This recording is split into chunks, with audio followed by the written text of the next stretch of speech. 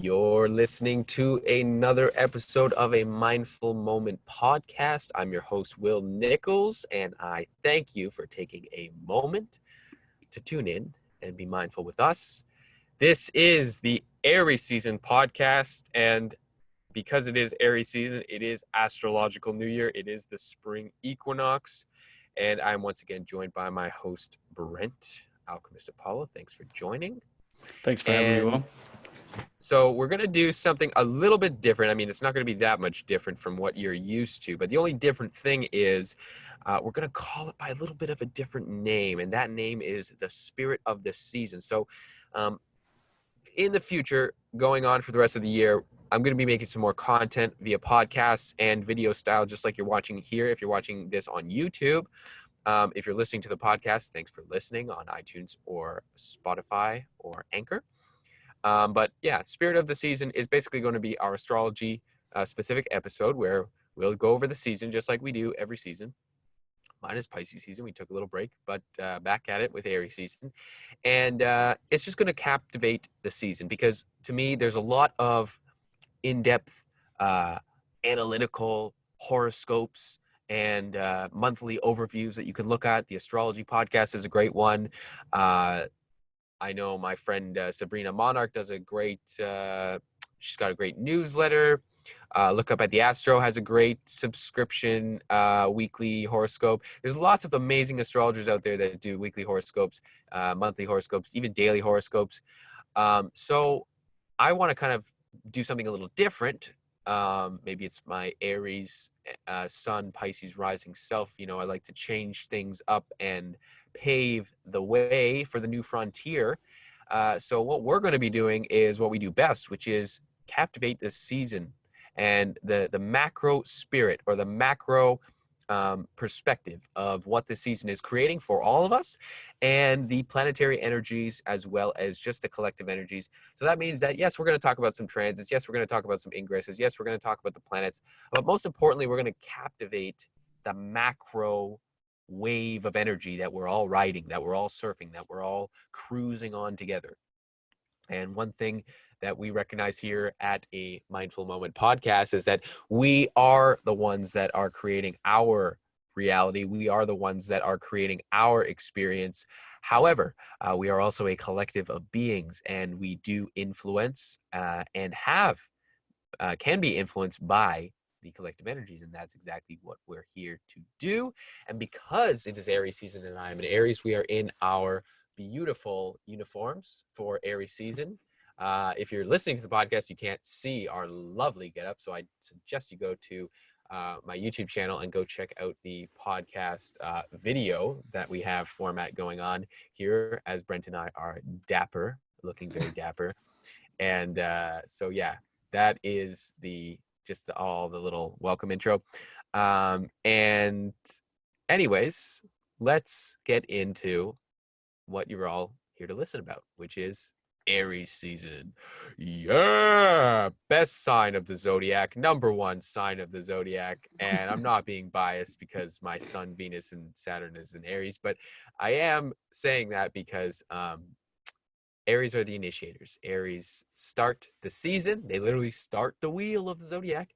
They start our season. Technically, the astrological season, the astrological year begins in Aries season on spring equinox. And if you follow the precession of the equinox, which is where the Western tropical zodiacal calendar looks at, well, we're beginning a new cycle. So realistically, we have like pretty much 4 different types of New Year's every year. The first is January 1st, which is the classic Matrix New Year. Then we have the Lunar New Year, which is the Chinese New Year, which is usually around February. Then we have Astrological New Year, which is in March, Aries season. And then we have our birthday, which starts another solar cycle. So those are our 4 major kind of turning points, you could say, in each of the year where we are given a new opportunity to really claim that. Now, we are given a new opportunity every single day. We are given a new opportunity in every single moment to create change, to create an impact, to ultimately change what you have been doing and create something better, create something new, create something different. But Aries season, right? This is the season where we bring in that fire, we bring in that passion, we bring in that joy. This is a special season. Not a single planet is retrograde. So the entire season we have all planets full throttle into Aries. Things will start slowing down towards the end of the year, or the end of the month rather, or I guess, yeah, the end of April is when things really start to slow down, the end of Aries season. But that being said, Aries season is going to go by pretty damn quick. Pisces season has felt like it's been forever. It feels like we've just been drifting in this Piscean, Neptunian kind of, vat of confusion and mysticism, and just, not quite sure where we're going. Right now, as we're recording this, most people are in quarantine with this whole, crazy shit that's happening in the world right now. So, yeah, we're getting out of this Piscean days, and we're getting into this focused, driven, motivated, disciplined self, which is the challenge in Aries too, is to maintain that discipline. But before I continue to ramble on, what would you say, Brent, is like if we were to kind of put a little summary on how the song or the story of Aries season is going to flow for us this year specifically, how would you what would you say in regards to that? Well, this year is obviously a very special year with what's going on, especially with the quarantine. And you're right, it has felt like Pisces season has felt like 84 years, right? And to me, Mm-hmm. it almost represents the flood that has come through. Pisces season is the 12 zodiac signs, it's all of them in one. And it sort of feels like that's happening right now. Like you say, all the planets are direct, but it feels like they're all retrograde right now, Yeah. honestly. And so, really, through Aries season, there's a bit of like we're entering it feeling a little bit trapped. I mean, globally, the whole world is like being asked to quarantine. We're all on the same wavelength. Just a side note, the North Node's about to enter Gemini coming up in Mm-hmm. May. So Yep. we're starting to feel a little bit of that news in relevance to, we all know the same thing going on. We're tapping into the collective consciousness of humanity. And this Aries season, we're being asked to use that collective consciousness and put our efforts inward and put our efforts into projects that maybe we've been wishing that we want to work on, but haven't had the time. We're being given the time right now to focus on exactly what it is that we're sort of meant to do here. And I feel bad for most people because I don't feel like most people are going to take that time and tap into the Aries spirit, which is bringing yourself deeper and deeper into the present moment, working diligently towards a meaningful, definite purpose, a definite goal. That's how I see Aries season. Like when it's the first, I think of like one in numerology. I'm like a new path. I'm ready to find my thread and be pulled by it. I'm Mm-hmm. wrapping that thread around my waist and I'm being pulled. And to me, it means listening to what it is that is in my immediate attention. As a warrior, I'm not going into battle preparing for everything, but instead I'm in the present moment dealing with what's coming at me. So that's how I would sort of think about it. How would you think Yeah, and about it? I find right now like this season, and before, when Brett and I were talking about this and just kind of preparing for this, one thing that I said we really got to reiterate is the fact that this is the season of opportunity. There is so much opportunity. And right now, for a lot of people, it can feel like the options are pretty limited. Like there's not much opportunity. And the thing is, the only thing that's changed, yes, you can't go out, but the only thing that's really changed is that you're no longer at your job. That's really it. And to me, sure, yeah, it's about socializing and going out, and that's obviously a big impact. But the main thing is that we're all that the people that are going into work every day, the people that are working a job every day, that's the only thing that's stopped. So uh, take some time to recognize the fact that if you feel like your life is put on pause, your life is put on hold, just because your job is no longer requiring you to do something. And yeah, a lot of people are working from home, and I get that. But for the people that aren't, that are just literally sitting at home, kind of twiddling their thumbs, wondering what to do, or just binge watching Netflix or whatever, this is an opportunity. And the main opportunity that's being presented here is not that, yeah, you can build your side hustle. Yeah, you can work on the things that you're passionate about. And we'll get into a little bit of that throughout the rest of the podcast. But the main thing is recognizing that if you identify mainly with being this individual that goes to work, fulfills their role in society, which is to work, and then comes home to relax from the work that you just did all day. And the only reason that you're doing the work is to pay for the lifestyle that you desire, that you don't even have the time to enjoy because you're working all the damn time. If this is what you've been identifying with, then this is an incredible opportunity for you to recognize, first and foremost, that you are not your job. You are so much more than your 9 to 5 or your daytime job or the thing that you do to make money. Okay, you are so much more. You have so much value. And the thing is, we don't recognize that because we're getting paid by someone else. Our life is essentially being controlled by someone else. Look at all the people that are struggling right now during this time because they've been dependent on someone else to pay their bills for them, right? And yes, I'm an advocate for entrepreneurialism, but I don't think that it's meant for everyone. So I'm not saying that jobs are a bad thing, but I'm saying it is a bad thing when you depend solely on an outside source for any source of nourishment, any source of abundance. Okay. And it's not a bad thing, but it is a risky thing. And we're seeing the risk of that happen and unfold right now, of where people put their entire income, their entire life on hold just for a moment. And all hell breaks loose because of that. Oh, we all go into panic. Oh, how am I going to make money? How am I going to afford groceries and all this stuff? If you can't stop for a couple of weeks to just not be a fucking rat in the machine and your entire life shuts down because of that, it's not your job that's the problem. It's where you're giving your attention and where you're giving your power away to that is the problem, right? We put so much power. We put our jobs on a pedestal. We put our employers on a pedestal because they are the one that is paying for our bills. They are the one that is giving us, the access to this life that we desire. But the problem is, and this is what most people don't understand and don't realize, is that it's not the job that gives you access to the life that you desire. Because a lot of people have this mindset that says, I need this job so that I can have these things that I want. I need this job so that I can have this lifestyle that I want. I need this job so that one day I'll have enough security, I'll have enough resources, or I'll feel fulfilled enough that I can then begin starting on my passions, that I can then begin doing what I'm supposed to be doing here, that I can then, one day, in the future. Okay, well, now we're not doing any of that, okay? So if you're sitting here now where you literally have a bunch of time on your hands and you're not taking advantage of this time to better yourself, whether it's reading every day, whether it's working out every day, whether it's starting a morning ritual every day, whether it is being more mindful every day, meditating every day, whatever it is, becoming healthier, right? All of these things should be on the list, but start with one. And the thing is, we don't have time to get distracted anymore. We don't. Like, the opportunities that are presenting themselves right here and right now for us all is an incredible opportunity. You don't have to work your job right now. In fact, your job has essentially been put on hold for most of us. Okay. So because of that, you have so much time.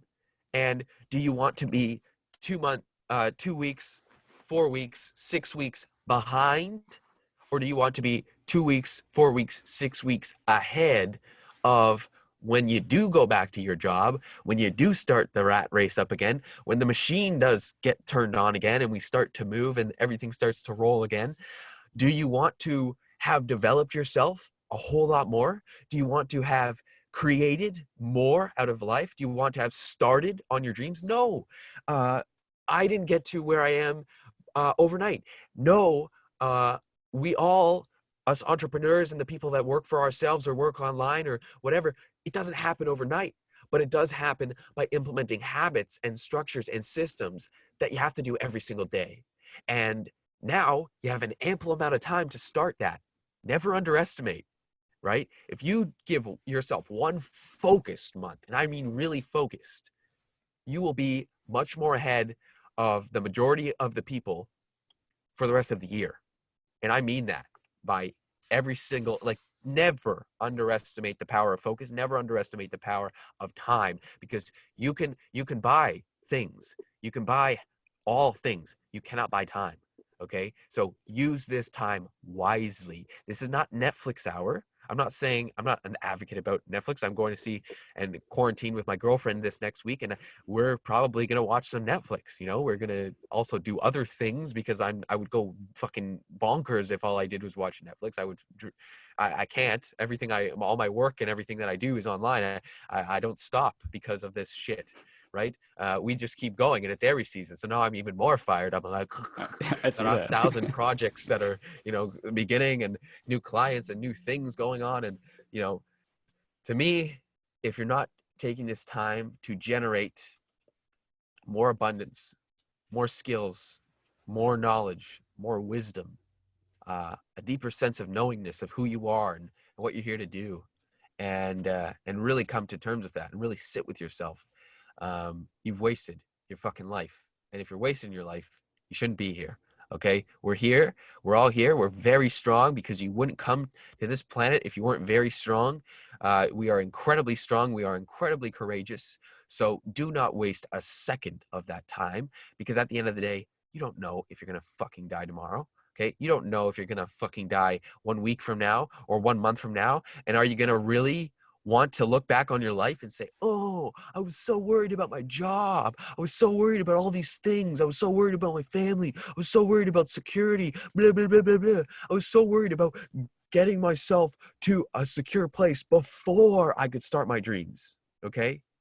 You know what the biggest regret of people who are dying is that I wish I lived more. Meaning I wish I did the things that I actually fucking wanted to do more, instead of putting that all on hold for my career, or for money, or for security, or because I need XYZ amount of dollars, or XYZ amount of success, or XYZ amount of experience before I can start.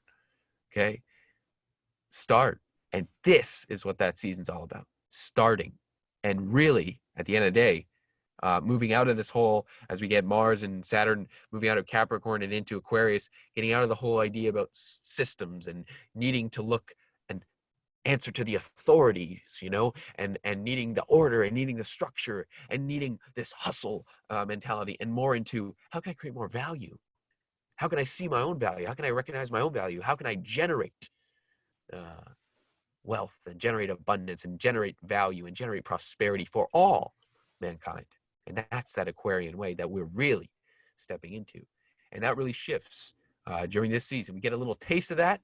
We go back, we reformat over the next couple of months. And then towards the end of the year, boom, we're just immersed in that. And then everything starts slowly moving. All the other planets will start slowly moving into Aquarius. Oh boy. Okay. We're going to get it. We're going to feel it. So all I can say, and then we'll get into the ingresses and transits and the more macro breakdown of Aries specifically, is this season, do not waste any time. Do not waste any time. You can better yourself. You can progress. You can start working on your passions. People always complain. The biggest complaint is, I don't have the time to do the things that I love. You got fucking 2 weeks minimum, right? We're all quarantined for 2 weeks minimum, the world. Okay? I think it'll be a little bit longer than that. So use the time wisely. Get a little bit of steps ahead. You may think, oh, well, everyone's going to do that. No one's going to do that. The majority of people are going to sit and watch their fucking Netflix and eat their canned food and Mr. Noodles and fucking, Coca-Cola and Gatorade and Pringles and all that shit, and just waste away their lives. Okay? Well, the select few who will succeed from this, and yeah, maybe we are heading into a recession. Doesn't mean you can't profit off it. Doesn't mean you can't better yourself off of it. Doesn't mean that you can't become extremely successful because of that. But it does mean you got to fucking begin. You got to start. You got to work. You got to go. So no more Piscean dreamland of, I could do this and I could do that and I could go this way and I could go that way. Oh, there's fairies over there. Oh, there's fucking clouds going on over here. Oh, what is my neighbor doing? Oh, what is this person doing? Oh, distraction, distraction, distraction. Okay? How about, what do you want to do? Where do you want to go? What is it that you want to begin doing? Where are you headed? Okay. Pisces to Aries is getting out of the whole selflessness, the whole, melting into oneness with all of creation, and into, what the fuck do I want to do as an expression of consciousness? Because that is what we're here to do. And that's the gift of being the fucking highest expression of creation, right? You know how many souls and beings out there and expressions of consciousness would fucking give their left testicle, as Dan would say, Dan Pina, just to get an experience here on planet Earth? Like, you are so lucky. There's a 1 in 300 trillion chance that you can be incarnate on Earth. 1 in 300 trillion. Okay? Don't take that for granted. Do you have anything to add, Brent? I just enjoy watching you rant because what you're really doing is you're channeling the exact energy of Aries that's coming through. I'm just gonna let you like do your thing where you're gonna go full ox on it because really you initiate it with a lot of that Aryan energy, but you come out there describing Saturn in Aquarius best, and Saturn's going to be in Aquarius for like 3+ years. This is exactly what it means to follow what it means for you to do what you want to do. And I would like to say as well, like when you're forced into isolation, like Pisces season is this mystical time of like isolation in general by yourself. Like I think it was Jared Leto. He came out of isolation for 12 days just to come into quarantine where he's got to isolate himself even more. So whenever there's no gyms, work out at your house. Whenever there's whenever you're forced into isolation, what happens is that you have two reactions. Like you have the reaction of basically they're both self-undoing. Either you're going to self-undo with those negative habits. Like maybe when you go back into work, they're like, well, I'm used to binging Netflix for 8 hours a day, but now I have to work and now I hate my job even more. Or you can do what Will's saying and you can build upon these ideas. You can go to Skillshare and go get a course, go to Udemy, go get a course, go learn how to build a website. And then when you get back to work, you'll be so much more prepared than when you left, because that's the thing about Aries seasons. Like you're going to just waste your potential if you don't actually do anything, like get a canvas out. And what I've noticed so far in this isolation, this quarantine is like, there are people that are more likely to like go out on hikes and go out and do regular walking. And I've seen way more people active just in general. Like people seem like they want to be healthy in this period of time, but are they going to keep that energy up when it comes 2 weeks from now, 3 weeks from now, 4 weeks from now? It's like, are they going to continue to want to like do that around their house? So I guess we'll see when that comes. We'll see. Yeah. And I want to mention that this is a period of time when we're really exploring what it means to be in the underworld of the self. The underworld of the self is where all of the things that agitate us and aggress us and are full of intensity. Like this whole coronavirus is a very intense thing. It's a very underworld theme. And what we're learning is how we don't have any defenses against things like this. Think about your own life whenever you're faced with really deep struggles and you don't have a defense system against it because you spent your whole life not having a defense system against these things and these ideas and these concepts. Being in the underworld, you have to recognize your own shadow, as a Jungian perspective would say. And recognizing your own shadow is realizing that you have the capacity to waste your life. You have the capacity to not focus on your goals. You have the capacity to just be inefficient forever. And when you recognize that, you can actually start harnessing it and being like, okay, I can orient myself in the right direction. I can take the worst parts about myself and recognize that they are possibilities. And once I recognize their possibilities, then you can say, what is it that I really want? And you weigh that against it. You say, like, I don't want the worst reality for me. I want the best reality for me. But to get there, you actually have to take the footsteps. You actually have to take the journey. Aquarius is a sign that's ruled by, or Saturn rules Aquarius because it's a mountain theme. And climbing mountains are not easy. And sometimes climbing down mountains are not easy because it's so comfortable on the top. Like, do you want to sit at the top and meditate the whole time? Or do you want to share this message that you have come to discover with everyone else? That's why it's so great to start podcasts. It's a great thing to start a podcast during this season, honestly. Exactly. Utilize this time wisely. So before we get into it, I just want to read a little verse from the Tao Te Ching, which is a great book. And I'm going to mention quite a few books during this podcast that we will link below, so you can order them off Amazon, because don't go outside, as they say. And most bookstores are closed anyways, so get it off fucking Amazon. But use this time to read, by the way. We always recommend reading. I'm always reading a book, even if it's just for a few minutes a day. It will make you smarter. It will build new neurons in your brain and help you see reality differently. So this is I just actually flipped to this page, and I thought it was a pretty perfect description of all of this season entails. Of course it is. So here is chapter 45 from the Tao Te Ching. A great thing done is never perfect, but that doesn't mean it fails. It does what it is. Real richness means to act as if you had nothing, because then you will never be drained of it. The greatest straightness seems bent. The greatest ability seems awkward. The greatest speech, like a stammering. Act calmly, not coldly. Peace is greater than anger. Tranquility and harmony are the true order of things. And if that doesn't captivate Aries season, real richness means to act as if you had nothing, because then you will never be drained of it. Okay. You got nothing to lose. You got 6 weeks, probably at your disposal. 2 at the very least, 6 more probable. Okay. So you got nothing to lose. The only Well, thing you can lose is your can I time. request a chapter from you from the Tao Te Yes. Ching? Chapter 68. Chapter 68, 67, 68. All right. Oh, this is a good one too. A canny soldier never provokes anyone and is never made to lose his temper. A good fighter never confronts his enemy head on, and those who know how to handle people do it humbly. This comes from the virtue of not striving and knowing how to link with other people's energy. Since time gone in the mists, this has been the way to pair up with heaven. It's a great passage on alignment and being able to. I think that's a good uh, expression of the Aries Libra polarity. Mm-hmm. Very much so. I, I I think I like think what it both of those says. passages, yeah.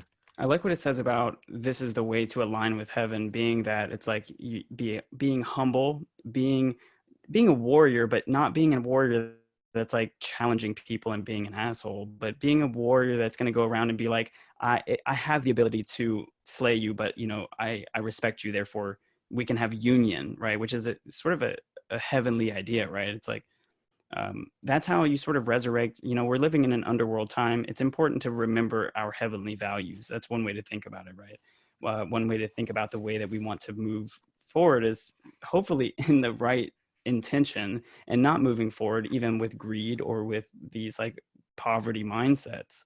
Hmm. So Exactly. And I think this is a really important time. And one thing we will reiterate here as well is, um, there's a lot of fear going around about that's kind of causing us to all feel a little scarce and buy into scarcity. And this is not the time for that. Right? Aries season is, like I said, going out and getting what you desire. Now, maybe not physically going out, but it does mean that, beginning to take action on your dreams, beginning to take action on the things that you desire, beginning to progress forward. You don't have to step out of your house to progress. In fact, you don't even have to leave your bed to progress. You can literally lay there and reconnect with your true self, which is beyond the conditions of yesterday and beyond the projected assumptions of what tomorrow will be, and step into the unknown. And it's when you can take that moment to step into the unknown that you will really come to know the potential of everything that you can create. Because, if it's known, then it's nothing new. And if you want new, you have to embrace the unknown. And that means being a little bit uncertainty, right? That means, yeah, you're going to stammer when you first begin speaking. It means you're going to be a little awkward as you begin moving, right? Just what that last passage in the Tao Te Ching said. So I think to kind of begin it off, looking at the Aries Libra polarity, like Aries is ultimately about the finding the path that is for you. It is ultimately choosing your own destiny, right? There's a huge element of choice that occurs in Aries. Aries is the first zodiacal sign, and it's really about discovery, right? Well, if we think about the birthing of a soul or the evolution of consciousness, it starts with awareness. And that's what's created in Aries, the awareness of desire. So there's a sacred esoteric mantra that's associated with Aries, and that is I rule I come from the plane of mind, and there I rule, I believe, something in regards to that. But the meaning behind that is we're looking at the fact that you don't need to dominate the outer world to change the outer world. You don't need to struggle. You don't need to go out there and fight all the bad people. You don't need to uh, change anything in the outer world for you to become the master of your own reality, the master of your own experience. All you got to do is change the inner world. The game is ultimately a mind game. And that's really where we see the shift out of this desire, this thrusting of desire, which we see with Mars and being the ruler, the exoteric ruler of Aries, into this higher mind, this higher desire, this heightened sense of desire, which is where Mercury is the esoteric ruler of Aries. So I come forth, and from the plane of mind I rule, is the phrase I just remembered. So, and the meaning behind that is the initial discovery of Aries is, okay, well, I like this and I don't like that, and I like this and I don't like that. Let me see. Oh, this feels good. This looks good. This tastes good. This feels good. This is good. This is good. This is good. I don't like this. I'm not going to go in that direction. I'm going to go in this direction. Uh, Now, the problem with that is there's so much stimuli. And then after that, when Aries desires something, when it sees something that it wants, the natural reaction of an underdeveloped, you think about a toddler sees something it wants, it takes it. And now that's not always possible, right? Like, if you own something and maybe you let the toddler borrow it for a second, like if you have a beautiful diamond ring and the toddler wants to play with it, maybe it'll play with it for a second, but then as soon as you take it back, it starts crying, right? And that whole nature is the toddler wants it because it wants to, it feels like it needs that to experience some sort of joy, some sort of power, or some sort of sense of control. Okay, and Aries, in the same way, chase after those things that we are passionate about, those things that spark within us that sense of passion, that sense of joy. Now, the problem is, if we're chasing, eventually there are going to be things that we cannot attain, we cannot have, because chasing does not lead you to things, but rather being self-sustained, recognizing that it is a mental game, ruling from the mind and not in the outer world. The underdeveloped kind of negative personality side of Aries is the dictator, and the kind of emperor card is Aries, right? So, that's now the shadow side of the emperor is the dictator, the fearful ruler. But the developed or the awakened aspect of that is the thoughtful, the wise ruler, right? The just ruler. And that doesn't mean taking away other people's freedom for you. It doesn't mean being selfish. It doesn't mean being self-centered, like kind of the shadow side of Aries, I guess we hear about. But it does mean going after the things that you're passionate about, and understanding that the only thing that you really need is a strong will, right? And there's a huge element of will and power within Aries. A lot of first ray energy, a lot of seventh ray, which is order too, order, ritual, and ceremony, which is the whole evolution of Aries moves out of the idea of this kind of obsessiveness of I'm devoted to my cause, I'm attached to my cause, I'm chasing this cause, to this kind of relaxation within the knowingness that everything that we desire is already achieved, everything that we desire is already accomplished, and we can relax in the joy of that, and follow our excitement every step of the way, without needing to control so much the outer experiences. Would you almost say that, I was thinking about this when you were talking about the tarot cards, would you almost say the Emperor card goes towards the Hierophant card? Like, as in, it goes from like, I rule the kingdom to I sort of profess what I've learned from ruling the kingdom, as in I share my knowledge with others. Is that how you see the evolution? Like, is Yeah, Aries well, sort of yeah, like I feel like Aquarius? that's that. Yeah, that's the connection between Aries and Aquarius for sure. because to me, the Hierophant card is very much connected with Uranus, in that regard of there's so much information present, but we have to kind of move beyond the layers of conditioning, the layers of perception in order to really get the wise knowledge. Like that's kind of like the whole archetype of the philosopher. It's not something that you read in a book. It's something that you have to experience for yourself. So Aries is about getting that experience ultimately, and Aquarius is what you do with that experience, right? So we're going to kind of see a lot of that over this season and over the next couple of years, where now, I mean, if we're talking more in the micro sense, this season is really about gaining that experience. Like, how can you gain experience without leaving your house? Well, we have something amazing called the internet, where you can literally Google anything. You can learn anything that you desire. Anything is available to you for free. For free. You don't even need to pay for it. If you want to learn higher, more advanced knowledge from people that have studied it for years and years and years, you can pay a little premium for that, and they'll share with you something that took them years to learn in a matter of couple of hours, right? And you can become an expert in a matter of couple of weeks, months, instead of years and years and years. You can be pretty well. You can do, for example, like people before the internet, when they were writing a PhD paper, you had to do research for years on reading books and different articles and different case studies and different things to write your thesis for your PhD. Now, matter of months, it cut that time down in like dramatically. You don't have to spend 5 years researching something. You can spend a couple of months of good research, in-depth research, really learning and focused. That's the hard part too about the internet, though, is staying focused and not being distracted by the 100 other pages that you have open, or the notifications, or the bing, bing, bing, bing, bing, and all the things they have to do.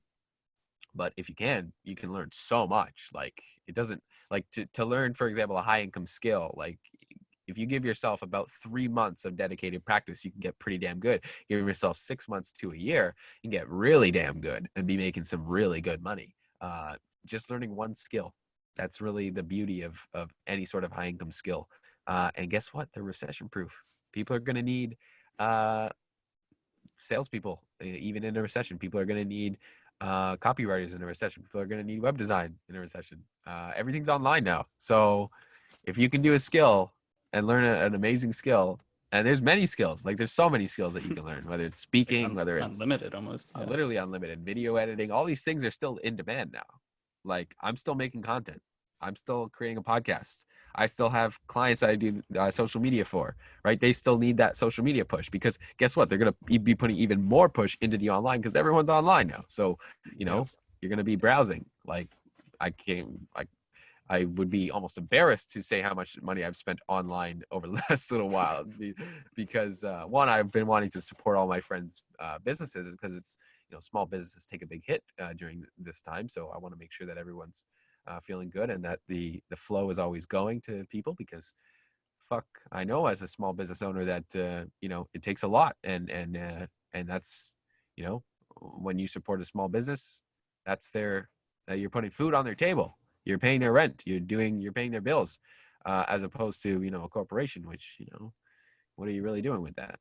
So yeah, support small businesses during this time too, as we're all quarantined. Yes, I know people can be caught up in this scarcity mindset, but to receive you must give, and to give you must you must receive. So there's no separation from the two actions. So as you give, you receive, and you open yourself up to receive more.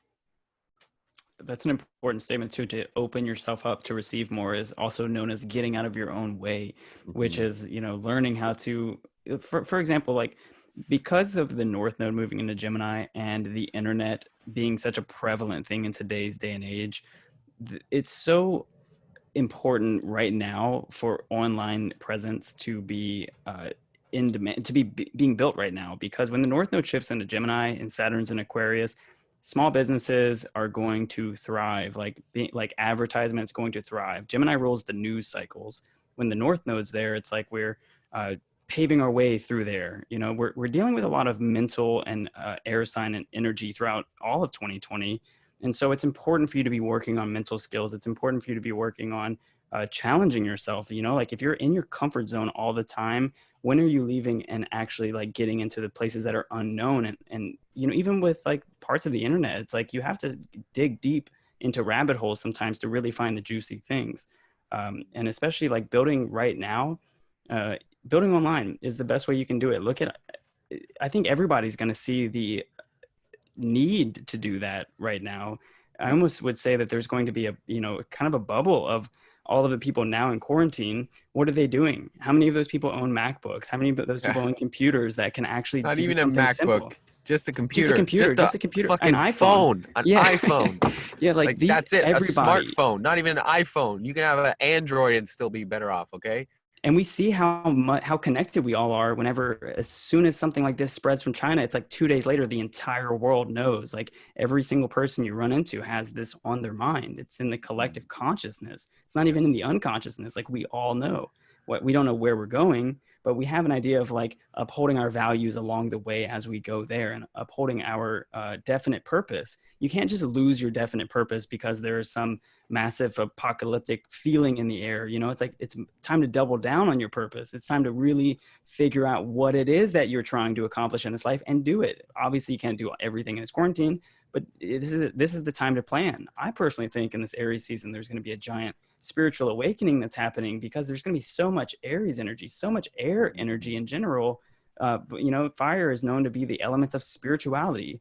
And whenever that there's an excess of that energy, it's like you can't do anything with it. Are you just going to sit around arguing with your family or with the people Yeah, you live with? Or are you going to, you know, put it into actual passion? Passion is the product, the productivity that is the outcome. So, absolutely, absolutely. And I always think, you know, what fuels fire? mhm. Air.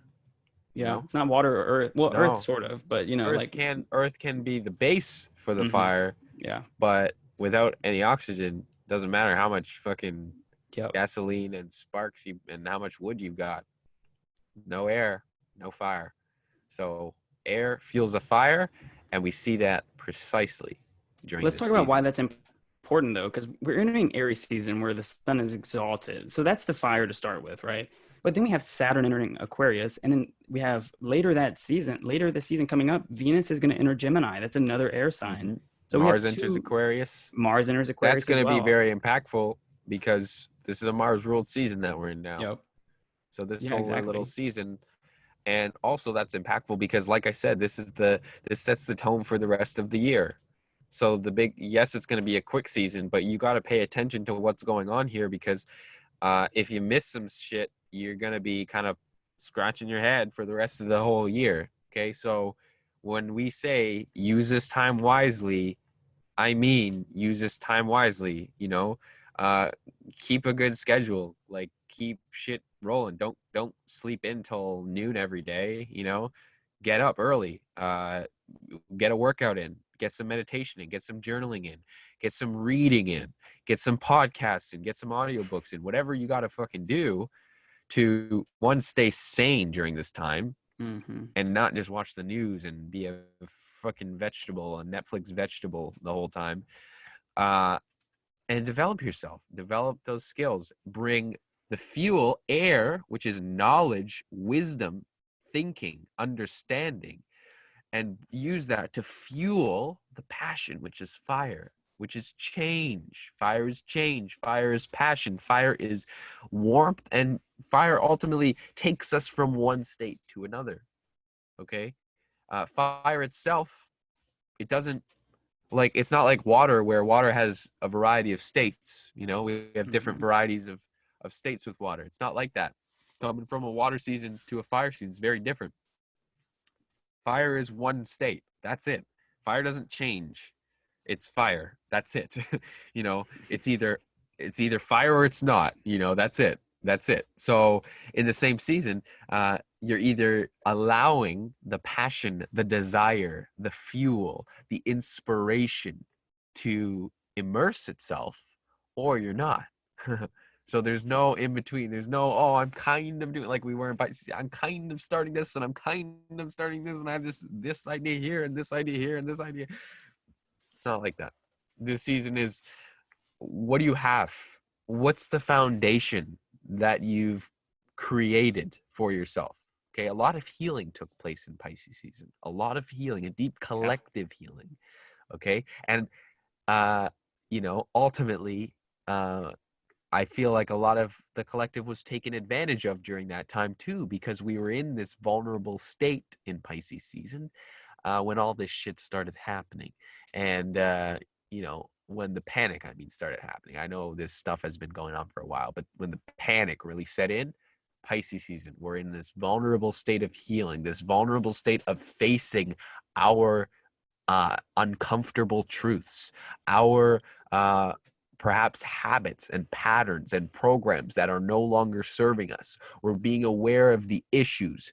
We're being aware of the unhealthy habits and patterns and bringing them up to our consciousness. Now, when we get to Aries season, we have an option: change or don't. That's it. It's not the Pisces season where it's like, oh, this is coming up for me to see and heal and be aware of. Oh, this trauma I became aware of. Oh, this idea I had. Oh, this vision I had, or this dream I had. I could do these things in the future. I could, let's reflect on the past. Let's look at all over the place, right? Aries season is about focused energy, disciplined energy, one-pointedness. Okay, Libra, the opposite polarity of Aries, says, should I go this way or should I go this way, right? The mantra for Libra is, I see the way that leads between the two great lines of force. There's always two options. You can say yes or no to whatever opportunity presents itself to you. Those are the two options. Aries season picks. Aries season decides. Aries energy says either blatantly yes or blatantly no. And there's no in between. There's no, should I do this or should I do that? Should I start this? Should I start that? Should I begin this? Should I begin that? It's none of that. Maybe the option is there, but this is about decisiveness now. And if you don't utilize and capitalize on that, that's on you. So don't blame the recession. Don't blame the fact that you're out of a job, right? And I'm not saying, I'm not saying that you have no right to worry, right? But I'm saying, what good is worrying doing for you, realistically? And I really encourage you to reflect on that, because you can be cautious and still not worry. You can take action to make sure that you're safe and your family is safe and that everyone is secure without worrying and without the fear. I think that's very, very, it's okay to feel that, by the way. It's okay. But you have to also do something with that. You can't just let it sit around you and swim in it, right? It's like you either got to start swimming and then find some land and start running and start drying off and going. But the other option is to drown in all of this fear. And that's not what we want. It's not what we want this season at all.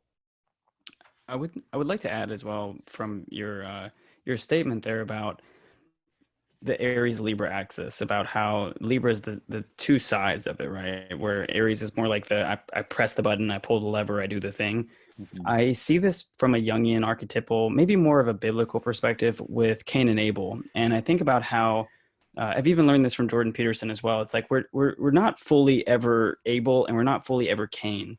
Cain is the person who says, I lost my job due to this virus. Cain's the person that says the government isn't taking care of me. Cain is the person that says, like, I won't do this because everybody else is at home and they're not doing. Like, Cain is the one who blames the world. And Abel is the one who says, I'm going to make the decision. I'm going to make the worthy sacrifice. I'm going to make sure that what I'm doing is in alignment with what I want to be doing. And so it's important to understand we're never 100% Abel. We're never 100% Cain. And so when we see that, we have to realize it's an orientation from like victim mindset towards powerful mindset. And it's the being in the orientation, which says that that's how we move forward in the world with worthy sacrifices. If you don't make a worthy sacrifice, aka not watching so many shows or binging or even eating all the damn comfort snacks you bought to store yourself out, maybe you have an excess of food. Maybe you're just like, oh, I'm time to sleep, time to eat all the food. It's like, no, it's like you have to realize that not eating all the food at once is a sacrifice for the future, so that in 4 weeks, when the quarantine may be still happening, maybe it's months ahead, right? Maybe there's an Mhm. idea that we need to actually think about this on a practical level of like, each day I get this amount of food, even though I want to just snack because I'm at home all day. There's a Mhm. there's a meaningful side to the Cain and Abel story that I suggest everybody really dive into, and realize when you're blaming the world, realize when you're blaming anything outside of the self for what's taking place in your life. Because it's not that you're supposed to just like slap yourself with responsibility and accountability. It's that you need those as your tools. They're your tools. And if you don't have them and you're not using them properly, those tools become weapons against you. And so it's so important to use your mind in a meaningful, sacrificial way that is not sacrificing yourself. So I'll just add that. Absolutely.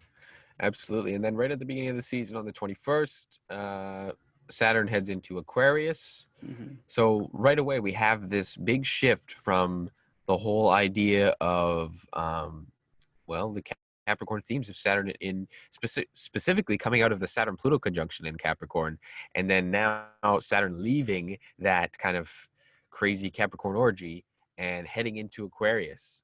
Saturn is, ready for something different. And like, we consistently, I feel like, reiterate, Saturn is discipline, Saturn is boundaries, Saturn is where do you need to bring in a greater sense of focus right now in order to first and foremost, honor your own boundaries, honor your own um, limitations, and on another hand, surpass them, because you cannot surpass your limitations until you recognize what they are, right? You have to take note, and you also have to, perhaps in many ways, shapes and forms, be made aware of them through your outer environment, be made aware of them through experiences and circumstances and situations for you to really get it.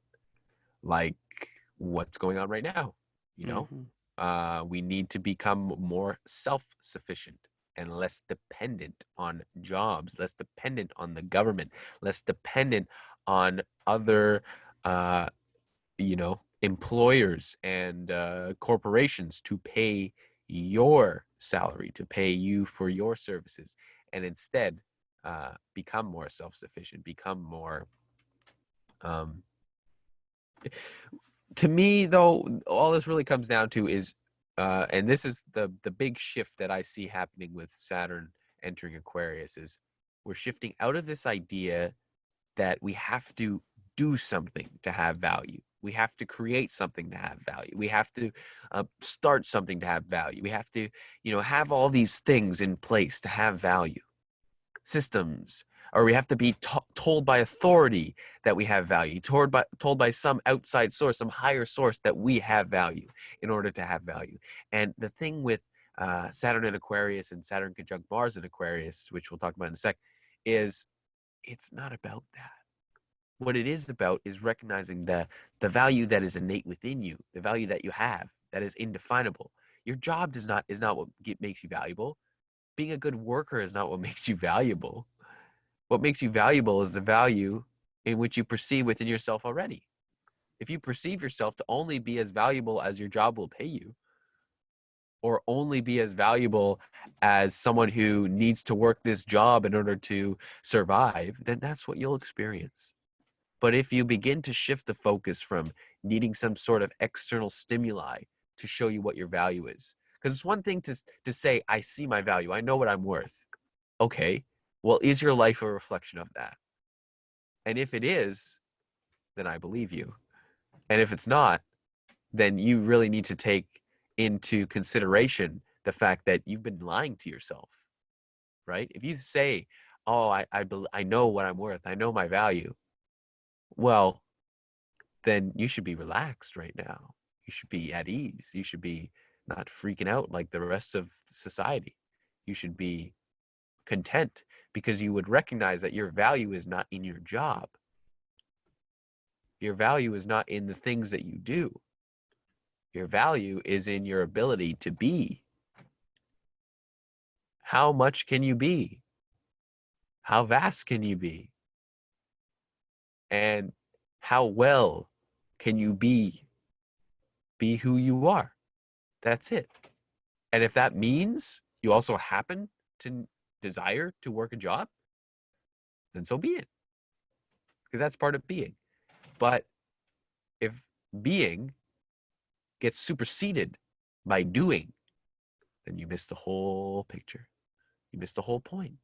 And you give away all your power to outside circumstances, situations, and authorities, which leaves you feeling empty and removes your own internal sense of value. So Saturn in Aquarius says, let's bring back the value. What is my self-value? And how can I serve others through that? Because that's the thing. Having a job is most of the time pretty selfish because it's you saying, I need to do this for me to have X amount of dollars in my bank account so that I can feel secure enough to begin doing the things that I really want to do. And if you ask most people what they really want to do, they have some general idea, but they really don't know. And if you were to give them a salary for doing nothing and say, okay, well, just start doing what you're going to do, they wouldn't know where to start. They wouldn't know what to do. They probably wouldn't even know where to go. So that just goes to show you where we've been putting our value. If you've been putting your value on outside things, you've been putting your value on a pedestal. And you haven't been putting yourself on a pedestal. You've been putting everything else on a pedestal, which means that you're down here, right? And then you think that you need to essentially cater to this pedestal up here in order for you to feel like I have value. I'm worthy of experiencing whatever it is that I want to experience. Now, the sick joke of all of this is your value is created by you. Your value is created by how you perceive yourself and what you perceive yourself to be worthy of. Okay? Essentially, you can only experience in your life that which on some level you believe you're worthy of. And if you're not experiencing the things that you desire in your life, it's because on some level, conscious or unconscious, 99.99% of the time unconscious, that you're not worthy of that. So we're really shifting into, and this is really what exaltation is about, is shifting into the sense of worthiness. It's shifting into the sense of recognizing who you are, recognizing what you are, recognizing all that you are, recognizing your true value. All right. That's what this season is about. And Saturn is still in its rulings, it's still in its domicile. So and to be honest, I would say that I kind of prefer Saturn in Aquarius more than I do Saturn in Capricorn. And I'm sure I could speak for a lot of, especially astrologers, because ultimately it goes from this idea of needing to do, needing to create, needing to, like, it's almost like, you think of the whole biblical idea. Now, I don't believe that the pyramids were built by slaves, but the whole biblical idea of being like whipped, the Jews being whipped and, built to build the pyramids and all this shit, as if we apparently can't even do it with the technology we have today. So fucking slaves build that shit as if. Anyways, that whole idea, though, of being whipped in order to do the things that you do, it's the idea of the struggle. It's the idea of the climb up the mountain, which we talked about in Capricorn season. So, that whole archetype, that whole analysis is really about hard work and labor and really getting the physical shit in the world in check. Whereas when we move into this Aquarian nature, it's very different. It's a very different thing. It's more about sharing. It's more about community. It's still about your limitations, but it's about surpassing limitations. Whereas I would say Saturn and Capricorn is more about recognizing the limitations, recognizing what's not working, recognizing the flaws in the systems. And then Saturn and Aquarius, and when Pluto goes into Aquarius, and when Jupiter goes into Aquarius, and everything moves into Aquarius, then it's more about, okay, well, what do we do about that now, right? It's one thing to recognize the flaws of the system. It's another thing to change that and actually create that change. And that's the Aquarian way. at the end of the day. I would say, speaking of which, when Mars and Jupiter and Saturn and whatever else, Pluto eventually gets into Aquarius, all of that immediately is like squaring this planet Uranus and Taurus.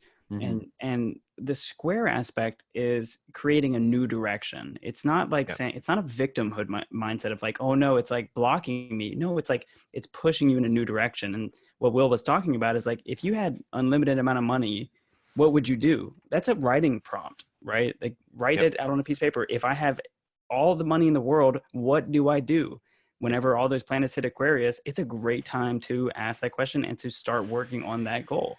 That's the square nature of it coming out. Uranus is a scientist. Aquarius is also a scientist. Jupiter and Mars, get right on it. Those are king energies. Those are powerful Mm-hmm. masculine energies ready to create. And by creation, you are also actively destroying. What are you destroying? Are you destroying, maybe your old ways, your old ideas of who you think you need to be?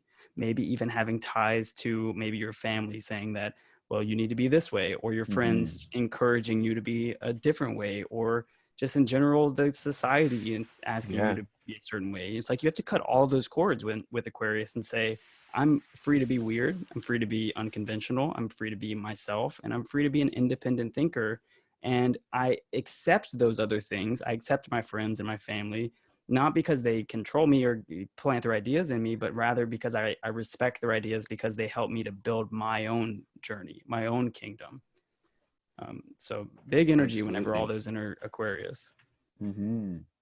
Yes, and like the same, or like pretty much the day after Saturn enters Aquarius, Mars is conjunct Jupiter and Pluto. Mm-hmm.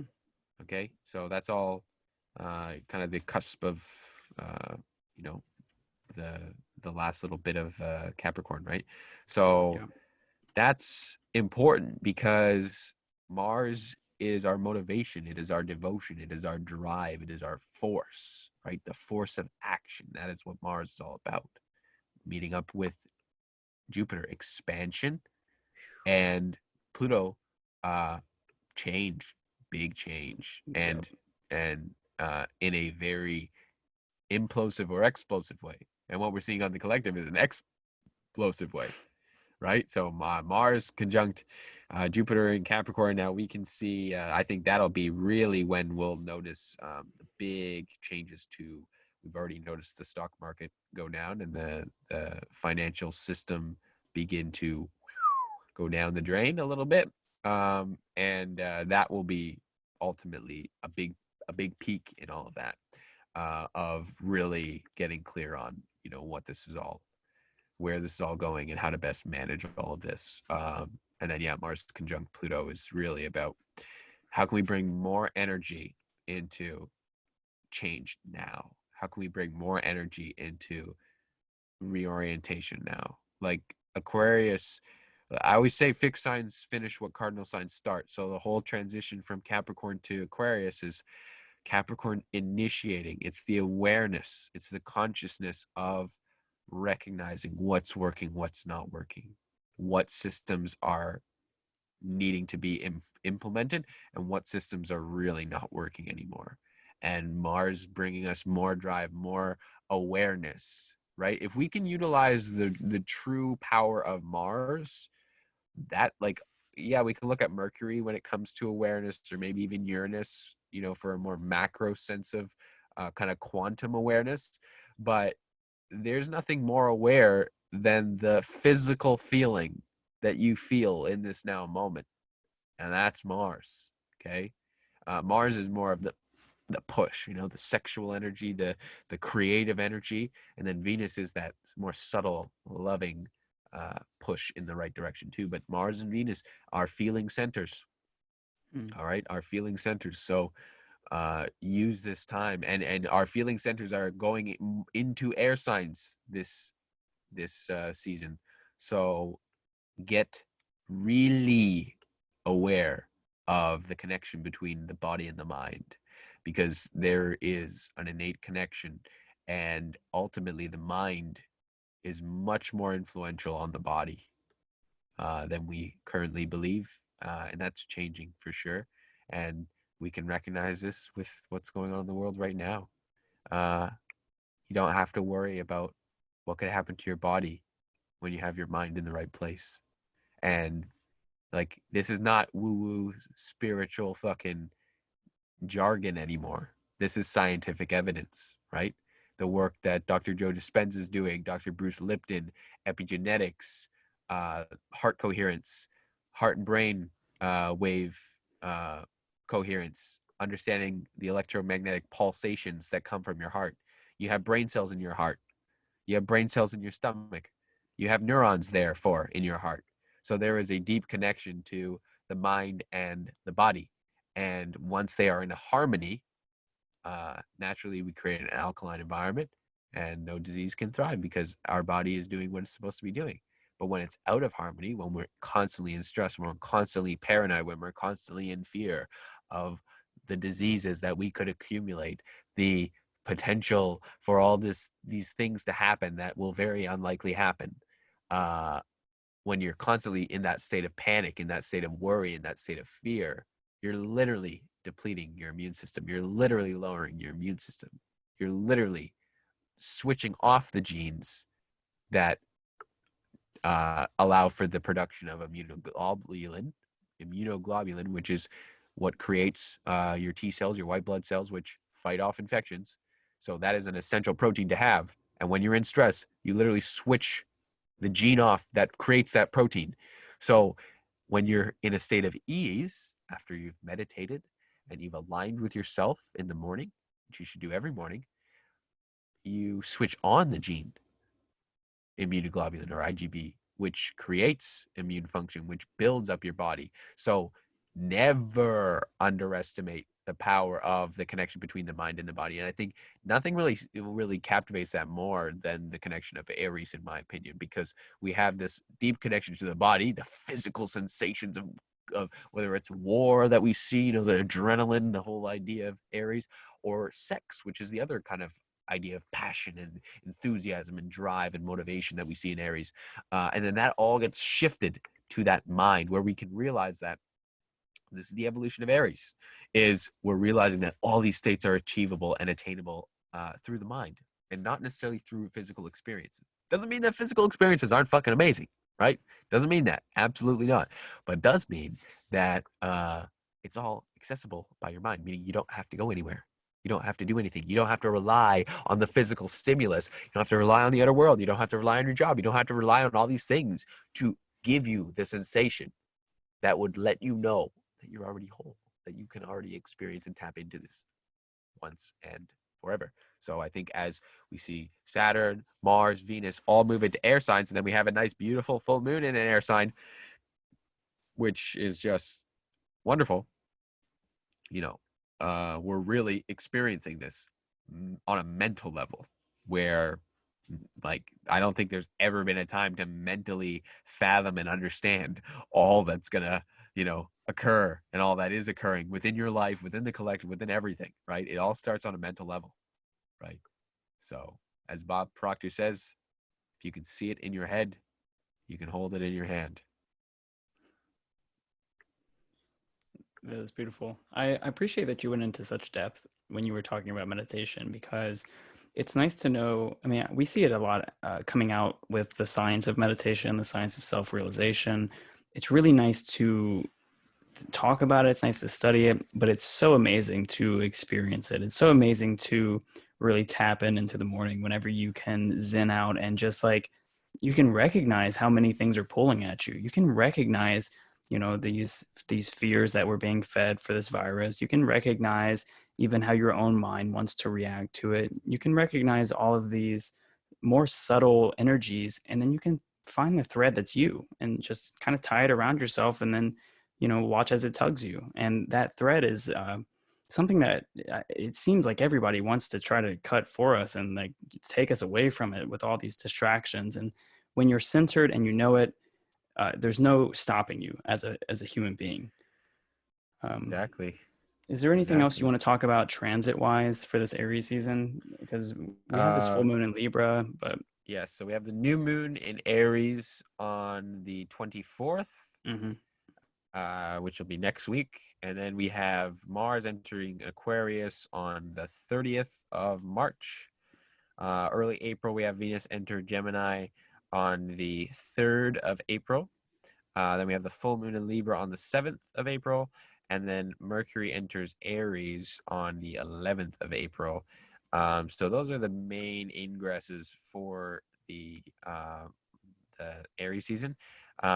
Like we said, Mars conjunct Jupiter, Pluto on the 22nd. Then we have the Sun conjunct Lilith and Chiron in Big day. Aries during that time.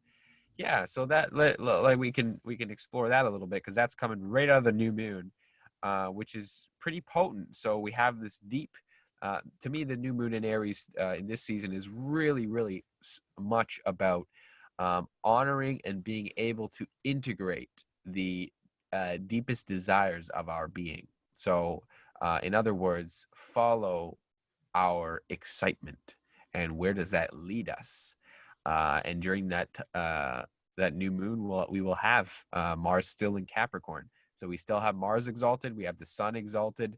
Okay, and all of this energy is pushing us towards ultimately reprogramming, the beliefs, the mindsets, and the fears, and instead transmuting them into something that will, in a sense, fuel the passion. So to me, I'm saying this as an Aries, one of my greatest motivators is fear. One of my greatest motivators is my own limitations. One of my greatest motivators is frustration and rage, and tapping into that anger and tapping into that potent energy of even negative emotions.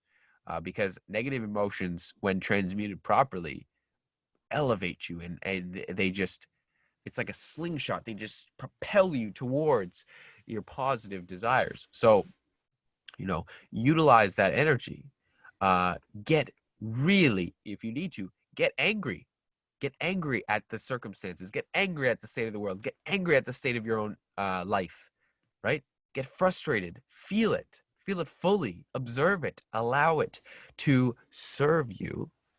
And through serving you, and the way that you allow something to serve you is by noticing it, not trying to judge it, not trying to change it, just noticing it and saying, I see you.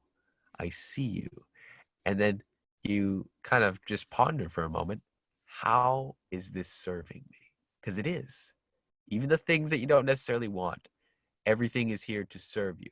Matt Kahn has a beautiful entire seminar on that, and I highly recommend you go check that out on YouTube.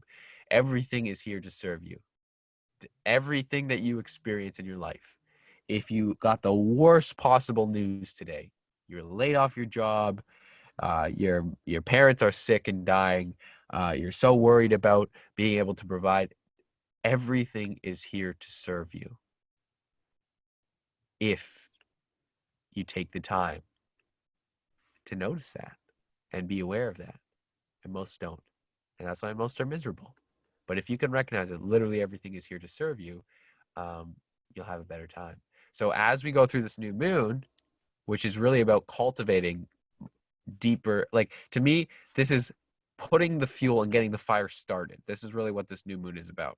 Okay, that's Saturn entering Aquarius, which is giving us a little bit of a push, a little bit of a nudge to just have a little bit more independence, have a little bit more, like, break free from the whole system at play here, and begin to just explore something different, and do it your way.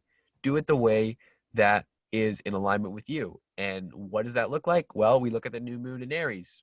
Okay. That looks like following your highest excitement, following your passion, and following that courageously. Okay. Big quality that I really admire in my Aries brothers and sisters is the courage to follow their own will, their own heart, no matter what. And sometimes at their own expense. Okay? Yeah, right. And That's I for can sure. say that as an Aries many times, that has been at my own expense, or as I thought it seemed that way until I did that. And then I'm in the most perfect place I could ever have been. because of that, and I wouldn't change anything. So it really is, there is something to be said about having the courage now to honor the fact that you got yourself in this situation and you can get yourself out of that. You have desires. You have things that light your soul up on fire. You have things that make you feel passionate.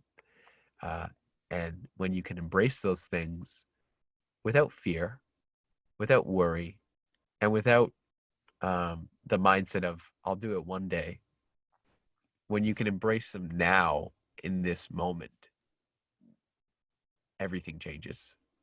Everything changes. And I can say that as an Aries, and I can say that for Aries, and I can say that also as someone who's studied astrology for many, many years, and the archetypes and the beautiful, and just watched and observed the expression of all of these archetypes play out on a personal, interpersonal level, on an interpersonal level, and also on an outer level in the cosmos. That when you follow the callings of your heart, even if it doesn't make sense, even if your mind says, what the fuck are you doing? Even if your parents, your girlfriend, your brother-in-law, your grandma, your fucking fourth cousin twice removed, your so-called friends all say you're full of shit and you won't make it, and you should just have a stable job and just find some security and make, have a little nest egg for yourself, make a name for yourself, by just working and putting your head down and getting some experience. Okay. When you can tune out all the noise, and that's that one pointedness, that's that immense willpower that is present in Aries, that immense devotion to the cause, and that idealism, that striving towards a dream and the creation of that dream. I would say the biggest shift from Pisces to Aries is this idea of the hope that is in Pisces, and the resolution of hope that is in Pisces is the knowingness, which is the true, the end of the cycle, which is the integration with all that is. And then Aries bring that in as we start a new cycle, and that is just this knowingness that maybe I don't necessarily know where I'm going. Maybe I don't know if what I'm doing is the right thing. Maybe I don't know how this all play out, and maybe it'll all fail. But I just have this knowingness that somehow, some way, it'll get me to where I'm going. And it always does. It always does. And the hardest thing you could ever do in life is trust that. That's the hardest thing. That's the most difficult thing you will ever do. That's the most challenging thing you could ever do. That's the most challenging inner battle you will ever have with your own mind and all the voices that have told you otherwise and said, even your own self, you're scared, you're conditioned, your self that has this identity of the past, right? Being able to tune all of that out and really listen to the still calmness within your heart that says, go for it, do it, see what happens, try it out. What's the worst that could go wrong? And then the mind says, whoa, let me show you my whole slideshow and presentation of all these things that could go wrong. You could fail here, you could fall on your face here, you could scrape your knee here. There's no success without risk. That's the trust, though, that is in Aries. And maybe that's why we are known as headstrong or ignorant or egotistical or selfish. But the thing is, there's nothing greater than living a life on your own terms. And if you're not living a life on your own terms, you won't understand. But once you get a taste of that, once you get a taste of making your own schedule, once you get a taste of being able to have the immense freedom that you have, once you get a taste of serving others in a way, like beyond the security, beyond the making your own money and beyond the building your own hours, just once you get a taste that your beingness, that your skills, that the things that you know already to be true can help people and do help people, and you have immense value to give to other people. And when you can do that courageously, because it takes courage to do that, and you can see the impact that it's having. And you know that the people that come into contact with you are made better because of the experiences that they have had with you, that they are reminded of the joy within themselves, that they are reminded of their own passion, that they are reminded of their own joy. Once you get a taste of that, there's no going back. There's no going back. And I've always been craving that my entire life. And once I got that little teaspoon, even though there's a big spoon over here with some delicious sweet stuff on it, that ain't the honey that I'm after, right? I'm after the honey over here. Even if it's just a teaspoon at a time. I'd rather that than a big fucking glug glug of corn syrup over here. All right? So once you get a taste of that sweet nectar of service, that sweet nectar of I am valuable, I have value to give. And then you get motivated to develop your skills and increase your value because it gets more exciting, because then you can serve more people and help more people and change the lives of more people for the better. And not by doing anything, but just by being yourself and by being the valuable, abundant, prosperous, loving, passionate individual that you are. Because you don't change anyone. You don't really do anything for anyone other than be yourself. And the best part about being yourself is that usually, not usually all the time, it always involves serving other people in some way. So even when you think you're just doing something for you, if it's truly for you, truly, truly, truly, it will have some sort of outcome that benefits more people than just you. And that's how you know you're doing the right thing, is when you're really serving people. You're bringing people more into their heart without doing much, without having these crazy plans and ambitions and ideas and all this stuff, but just by being yourself, by doing what you love to do, by being embraced in that excitement of what it means to be a leader. And we're not all here to be leaders, because if we were, there would be no one to lead. But we all have the potential to be leaders. And at the very least, you don't have to lead other people, but you can lead your own life. And that's what true empowerment is. And that's what true passion is. And that all gets started in the new moon, right? That all gets started in the new moon, and that gets carried over through the rest of the season. But yeah, that's the, like I said, don't waste this time, guys. Seriously. I have a point to add that sort of may seem like a counterpoint, but not like against you, but like sort of to support you. Mm-hmm. I First of all, if you're not doing what you came to this planet to do, you're not only really honestly letting yourself down, but you're really taking away from all of us too, damn it. Like we want to see your cool art. We want to see your cool information. Like we need it. That's how we survive.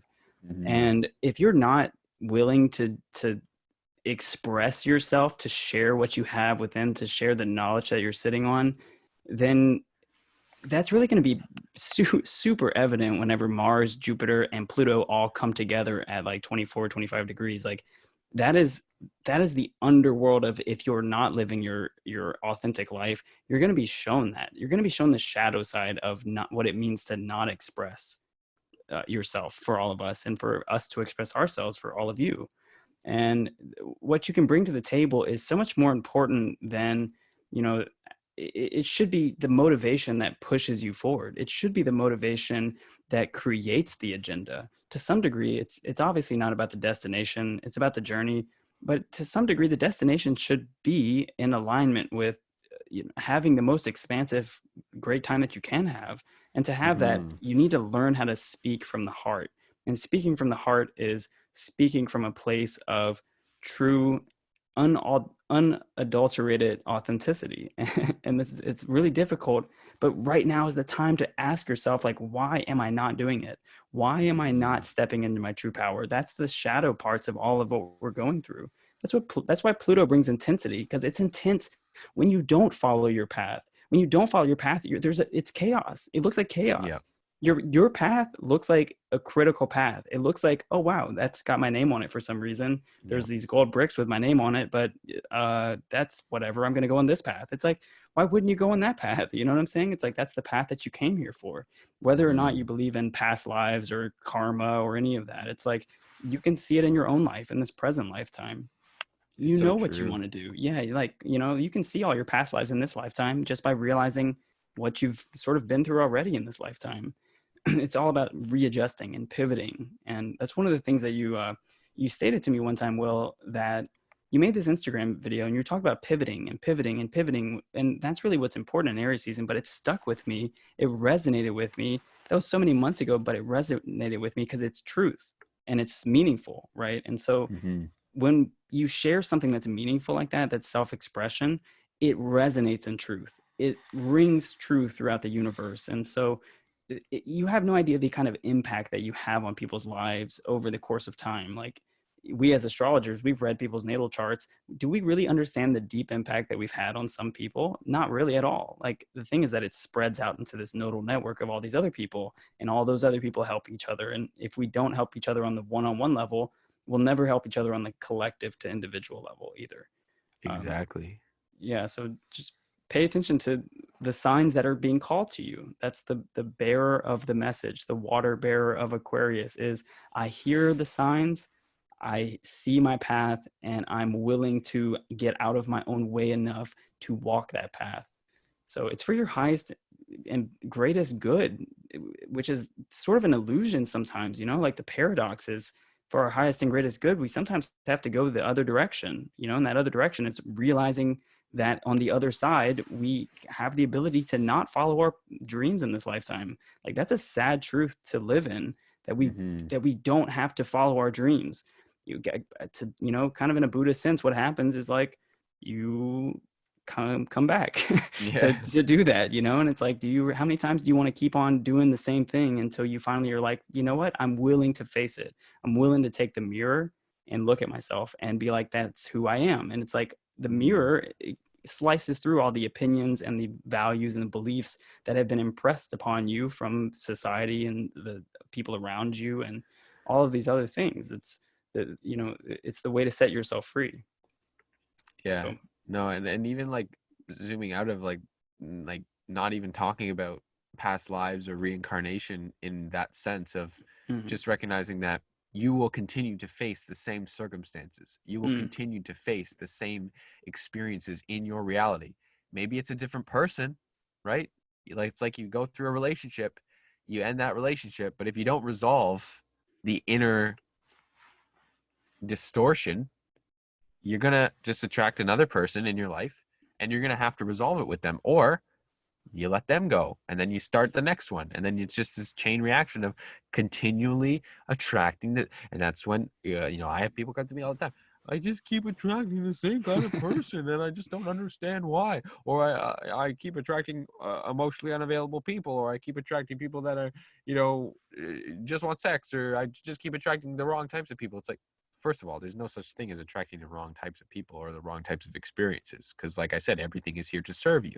So in some, maybe it's here to serve you in the way that you need to say fuck no, and this is what I really want. And maybe it's in the way to serve you that says, yes, I'm accepting this and embracing this right now. But the point is, you will continue to experience the same thoughts, the same experiences, the same situations and circumstances over and over and over again until you decide to change, until you decide to create your own experience, to choose your own way, to choose your own path, to go in your own direction, not the direction that is just on autopilot, which is how most of us are operating 99.99% of the time. You know, it's like if you think about, say you have the same route that you drive to work every single day, right?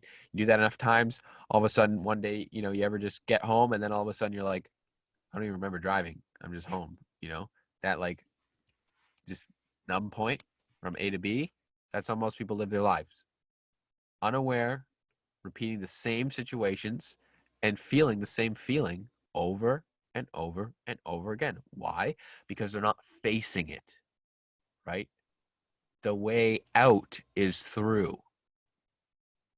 Whatever challenge proceeds to, you know, be slammed in your face, that's where you got to be going. And that's, you know, if I cannot reiterate the energy of Aries in a more expressive way than that. The ram is going towards its destination, right? It's not afraid. It's not going to run away. It's going to headbutt it. It's going to go there, and it's going to just knock it down. And that's Aries energy. Come in. Oh, I need to go through this door. You know, oh, I need to go through this wall. Oh, this barrier came in.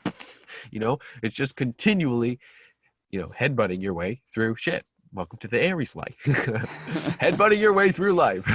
Yeah, and sometimes you know, you headbutt one way and you're like way over here, and then you're like, oh wow, I'm really far off, and you go over Yep. And you here, got to and go you go back over that way. here, and Then then you got back to go over this way. here. Yeah, Yep. and so That's you cardinal energy, right? but you That's eventually cardinal get to a energy. point where it levels out because you're like, oh, I've seen this side of the spectrum, I've seen this side of the spectrum. Okay, it's somewhere right here, and then it's like Yeah. that's mastery.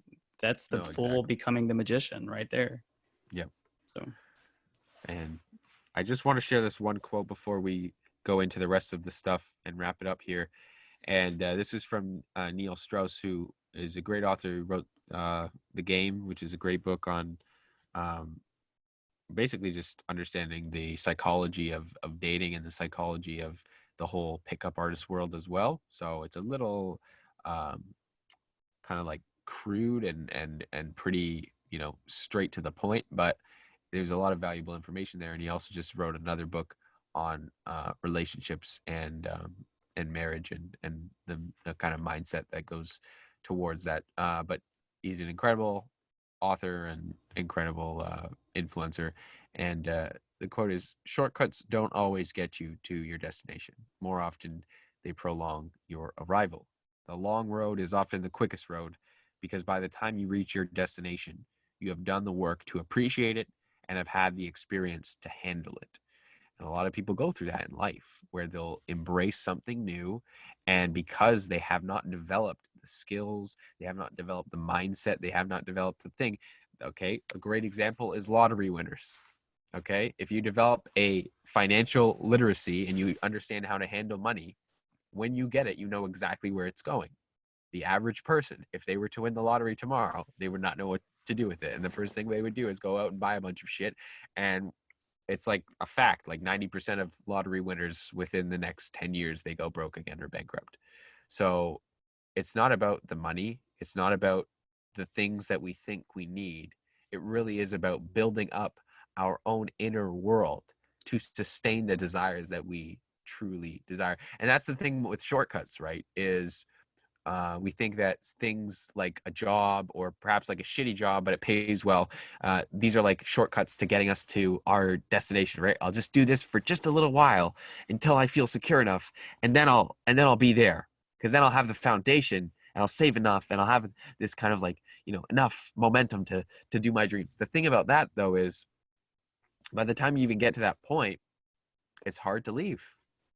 It's very hard to leave, right? It's very hard to walk away from that. One, it's comfortable, it's steady, it's consistent, and two, um, you've programmed yourself to be someone who needs this to live this life. So if you think that you need this thing X to live Y, then you'll never just be able to have Y because you'll always be dependent on X. And that goes for anything in your outer world. So the way that you break free from that, and this is the Aries way, this is the pinnacle, and the reason that I'm explaining this is the way to experience it all is to remove the variable, remove X, remove the dependency. And once you remove the dependency, once you remove the need to have a job to feel financially secure or to feel abundant, once you remove the need to have a relationship or to have some sort of outer flirtatious interaction with another person to feel self-love or to feel valued or to feel intimate and to tap into that feeling and to tap into that feeling of love. Once you remove the need for validation in the outer world to see your own true value and begin to cultivate that within yourself, you no longer become dependent on all of those things. And instead, you can just focus on being. And people don't realize that the amount of time we waste being dependent on those things to stimulate us to feel a certain way. Yes, it feels good. Of course it feels good. And the reason that it feels good is because what it's doing is it's reminding you of what you already have, what you already are, what you're already capable of. So yes, receiving the money from working that shitty job feels amazing because it's reminding you that you are abundant and you need that because you're a scared little human, and that's okay. And we're cute. We think we're so advanced and superior. We're not. We're so cute, right? And we have our own little tendencies, and we feel like we need these things to feel secure, you know? But remove the variables, remove the dependencies. And that's the kind of whole breaking free of the ram that is present so much in Aries, is the creation of independence, right? We kind of go from this idea of like codependence in Pisces, the Neptunian way of being interconnected, which can create a sense of codependency if we're not at an elevated position to consciously see that we're all connected, but it still means that we're independent and that we don't need the outer world to give us anything in order for us to still be connected to everything, right? Aries says, I'm gonna do my own thing, man. I'm gonna fucking go this way, right? And everyone's gonna be like, "What are you doing? What are you doing over there? Why are you speaking that way? Why are you talking that way? Why are you doing that thing?" And Aries says, "I don't. Do you think I give a fuck? You think I care?" The answer is no. That's it. That's it. Okay. I appreciate it. That's all I have to say in that regard. But then we'll wrap it up. Maybe we could talk a little bit. Well, You want to talk about the new? I want to the say full one moon thing that I don't before? think we Yeah. mentioned. We didn't mention this, but this is like super important to realize. Like, this is like strictly for the guys out there. Since you're alone and isolated and you have nothing but time in the internet, please be mindful of how you're using your sexual energies. Like, if you're just blowing them, to like whatever websites you can pull up, Uh-huh. that's like gonna keep you down. It's gonna keep you in this like really low vibration. Like, your sexual energies are your creative energies. If Oh you're not yeah. feeling creative, you are feeling blocked, and you feel blocked by shame and guilt and all these other negative feelings that keep you down. So honor that sacred space, honor the sacred, especially in energy in Aries season. Whenever we're locked inside, it's like that's like the most tempting time that you can fall back into old patterns and old vibrations. Just be mindful of like how you're spending all of your free time, especially your isolated time, within this period here. Absolutely. That's all I want to add. No, that's very important. So let's just kind of uh, wrap it up with the lovely full moon and Mercury entering Aries. Okay. Full moon in Libra is always a potent time because, first of all, it's the first full moon always of the new astrological new year, so always potent. And the whole polarity between the new moon in Aries every year and the full moon in Libra is there's a correspondence. And that correspondence goes that first we need to take care of ourselves. And that's what the new moon in Aries is all about. What do you need to do to take care of yourself? You know, what do you need to feel more passionate? What do you need to feel more aligned? What do you need to feel better about your situation? What do you need to feel more passion? What do you need to feel more enthusiasm? What do you need to feel more disciplined, more motivated, more persistent to the things that you're desiring to create, right? You need to get that in check. What are your desires? What do you want? That's really what it is at the end of the day. What do you want? That's what the new moon in Aries says every single year. So set those fucking intentions, okay?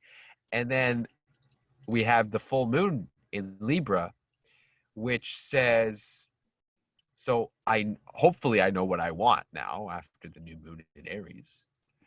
And the full moon in Libra says, okay, well, now what is necessary for me to do? What action is necessary for me to take in order for me to be in harmony with others, with the relationships that I have within my life, the experiences, but it really is, it's the polarity of Aries and Libra is relationship with self, relationship with others. All right, that's what it's all about. So, new moon, how can you create a better relationship with yourself, right? You're going to be spending a lot of time with yourself. You're going to be spending a lot of time with others as well, probably, you know, if you have other people that you live with. So what that means is that you need to prioritize your self time even more than you have been. Because if you don't, you will go fucking crazy. Okay. And then, secondly, you need to honor the relationships that are in your life. You need to feel gratitude for the relationships that you do have in your life. You need to feel appreciation for all the amazing and abundant experiences that you share with other people. And you need to ask yourself, what needs to take place for my relationships to be more harmonious? I've seen a lot of people that are like, oh, I don't know if I can spend a lot of time with my spouse during this time. Like, pardon? Like, you're working all the time and you depend on that for your relationship to thrive. Meanwhile, you can't spend 2 weeks with the person that you're supposed to love or that you're supposed to be intimate with. If you have a problem, you know, this time, I'm going to tell you, it's going to make or break a lot of relationships. That's for sure. Really is. And then, you know, and a big theme around freedom. Big theme around freedom. And that's going to be difficult when we're all quarantined together. So this is why having boundaries and drawing boundaries and creating those boundaries is very integral. And ultimately, that's usually a major theme of most Libra full moons is where are boundaries needed? Because without boundaries, relationships are destined to failure. It's like trying to drive a fucking boat in the ocean with zero destination in mind, right? You're going to fucking drown or you're going to be lost at sea or whatever, you know? So relationships, same thing. You need to have an intention, and you need to know what the boundaries are, right? Like when you're sailing a ship, you need to know how much fucking gas you got. You need to know if you're able to make the journey. You need to know that, you know, you have a clear direction of where you're going. Relationships are the same thing. You know, how are we serving each other now? How can we become healthier partners for each other? How can we support each other with our dreams and our visions and our goals? And if you're not asking those questions, and I recommend you do that at least once a year, especially if you're in long-term relationships or you're married, like once a year, ask yourself that. How can I be a better partner? How can we be healthier partners for each other? How can I love you better than I have been? How can you nurture yourself more? Right? And ask yourself that. How can I nurture myself more? And ultimately, also, you know, how can I support your dreams as your partner? And how can you support my dreams as your partner? And even if you're not with a partner, asking this with your friends, asking this with your family, maybe not the whole, how can I love you better? And how can we be healthier partners to each other? But, you know, how can I serve you? How can I help you support your dreams? You know, how can I assist you in doing what you're here to do? Because at the end of the day, you know, if you have friends and you have lovers or partners and you know, you're not focused on how you can best assist them in fulfilling their dreams, like, what are you fucking doing, man? Like, you know, gotta get some better friends, gotta get a better partner. You know, so yeah, this inner time is gonna, it'll make or break a lot of relationships. It can be an incredible time to reconnect, build trust, clarify your communication with yourself, with others, experience more passion than ever before, experience more intimacy than ever before. Or it can be a time to completely just go batshit crazy, right? Get lost in the mind, which can definitely be possible with all this air energy. You got to be careful about the mind and assumptions and the way that you're communicating, right? Are you communicating from a place of reactivity? Towards the end of Aries season, you got to be real careful when Mercury goes into Aries with that. right? Are you communicating from a place of presence, or are you communicating from a place of reactivity? And that's going to be very important. And with Venus moving into Gemini, you really have to move into a space of understanding of yourself, understanding of others, and being able to see uh, everyone's perspective and make sure that everyone involved, including, like, I'm not just talking about for other people, obviously that's one point, but the dialogue and the relationship that you have within yourself and with yourself, like, observe that, reflect on that. Do you feel like you understand yourself? Do you feel like when you speak to yourself, or when you think a thought, like, you're criticized by yourself? Like, if you have an idea, do you immediately say, no, that's a stupid idea, it's fucking bullshit, I don't know if it'll work out? Or are you like, yes, let's fucking do it, let's create it in the world, let's accomplish this, that's very, very important. This is not the time to worry about, this is not the time for restrictions. This is the time to incorporate boundaries, but boundaries do not mean restrictions. Boundaries mean freedom, right? That's the kind of irony with boundaries, and that's why a lot of people are afraid to fully set them in, because that's real freedom, is saying, this is what I will tolerate, this is what I will not tolerate, this is what I need, this is what I do not need.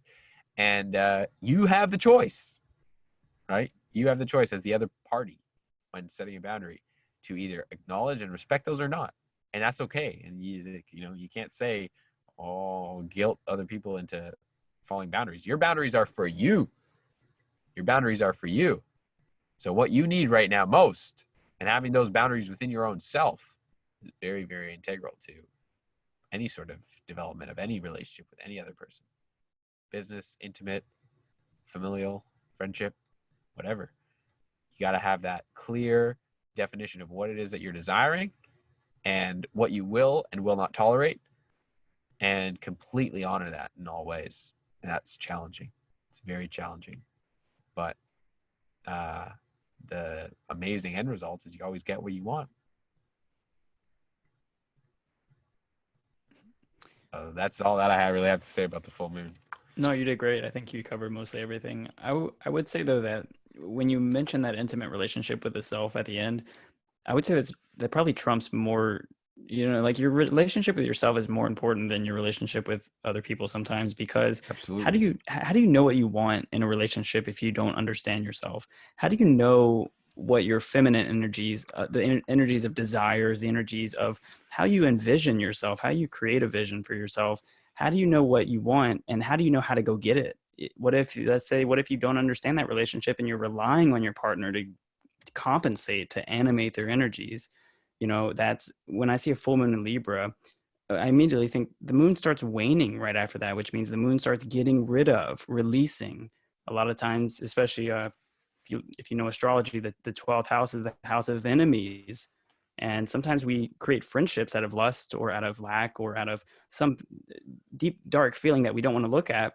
And those friendships are just there to harness those energies of what we lack. And so during Libra full moons, it's a time to get rid of some friendships, cut some cords. Like, you don't need every relationship in your life. You really only need the relationship with yourself, and then the other ones allow the other ones in. And when you allow the other ones in, you give honor to them, you respect them. They're so much better when you can really respect a partner whenever you guys both have similar goals, when you guys are aligned with each other. And alignment is a lot more than just like, oh, we love to have a great, we have a great sex life. It's like, that doesn't matter. The full moon in Libra shows you that, like, the sex life might not, you might not have a good emotional life. You might not have a good mental life. You might not have a good, you might argue all the time.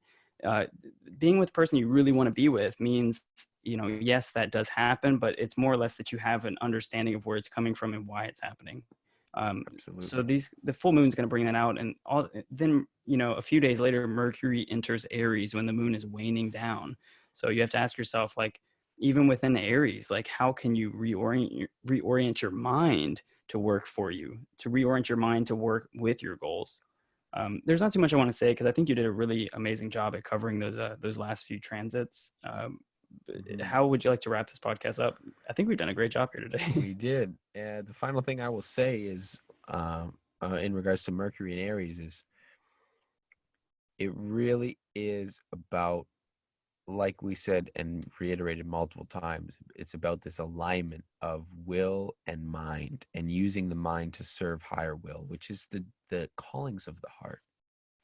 This is why we call Aries the children of the zodiac, because they're just so adamant on doing what they're going to do. And like I said, a lot of people will say, oh, you're selfish and all this, but yeah, maybe children are selfish, but who are we here to serve most? It is ourselves, because we cannot serve anyone else unless we first serve ourselves. That is ultimately the foundation of all. And true service to self is service to all. So, you cannot judge anybody for doing what they love to do at the end of the day. So, really, what Mercury and Aries kind of, as it wraps up Aries season, it's really saying, hey,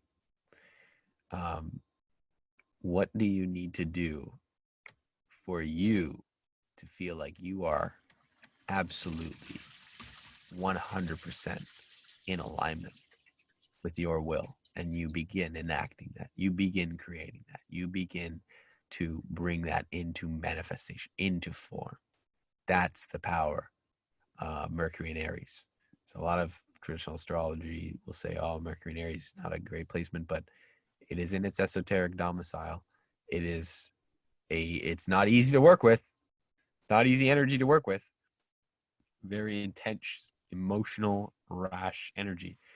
But with patience, and when you follow the inner callings of your inner being, and courageously enact those, um, magical things start to happen. Amazing things start to happen in your life when you follow your excitement above all. And I mean your highest excitement, right? Money is not excitement. Uh, some sort of outer success or stimulus is not excitement. True excitement is, why do you want those things? What do you think the money will give you? What do you think this idea of success will give you? Oh, well, it will make me more well known by people. Okay, well, why do you want that? Well, I want that so that I will feel valuable. Okay, well, that's what you want. You want to feel valued. You want to feel high valued, right? I want the money because then I don't have to worry. Okay, well, why do you want that? Well, I don't want to worry. Okay, so don't worry. You're already there, right? Okay, well, I need the money to buy all these things. I need to feel like I'm taken care of. Okay, so that's what you want. You want to feel like you're tapped in and taken care of. You want to feel like you're abundantly supported. You want to feel like you always have the freedom to do what you want to do when you want to do it. That's the true definition of abundance. The ability to do what you want to do when you want to do it. And if you have that ability, and the crazy secret is you always do, you're abundant. So there's no chasing abundance, there's no creating abundance, there's only generating abundance. And generating abundance is generating your own inner state of abundance to, in a sense, align with what already is sovereignly yours. And the more you get into that state, and I don't just mean money, because money is just one of the smallest, most minute forms of abundance, but I mean abundance of prosperity, abundance of joy, abundance of bliss, abundance of happiness, abundance of freedom, abundance of ease, abundance of opportunity, abundance of service, abundance of connection and love. That's the real joy. That's the real abundance. So a lot of times we think, like I said, we think we need the variable X to get to Y. We don't. If you're going for Y, go for Y, even if it terrifies you. And even if logically it says, oh, this is all weird, I don't think I should do this. There's many times in my life where logically it literally made fucking 0 cents to do what I did. But I did it anyways, and I got to where I am now. And I'm glad I did. And everyone said I was fucking dumb, or I was stupid and I shouldn't do this, and blah, blah, blah, blah, blah. But it always ended up working out. And yes, there was some struggling point, but it wasn't because I made that decision. And I recognize this now. And that's the justifiable thing when you're when you're listening to the callings of your heart and people are judging you for what you're doing, they're going to look to every error that you ever make to justify why you shouldn't have done that. And they're going to say that as you make mistakes along the way, that it was because you trusted your heart that those mistakes occurred. And that is not true, because the only time you run into resistance is when you start to buy into the doubt, when you start to buy into what those people are saying, and when you start to listen to the opinions and perspectives of the outer world instead of the inner world. And that's when you run into trouble. So if you think, oh, I struggled in business because I chose the hard way, which was to follow my heart. No, no, no.